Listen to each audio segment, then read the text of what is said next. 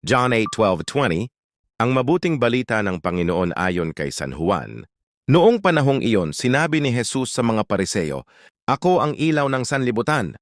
Ang sumusunod sa akin ay magkakaroon ng ilaw na nagbibigay buhay at di nalalakad sa kadiliman."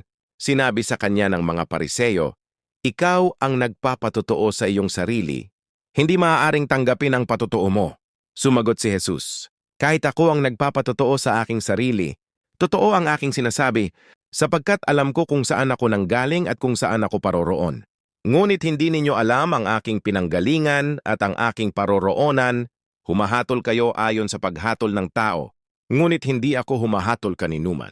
Humatol man ako, tama ang aking hatol, sapagkat hindi lamang ako ang humahatol, kundi ako at ang amang nagsugo sa akin. Nasusulat sa inyong kautusan na dapat tanggapin ang patotoo ng dalawang tao." Sumagot si Jesus, "Hindi ninyo ako nakikilala, ni ang aking Ama. Kung nakikilala ninyo ako, siya ay makikilala rin ninyo." Ito'y sinabi ni Jesus nang siya ay nagtuturo sa templo sa may lalagyan ng kaloob.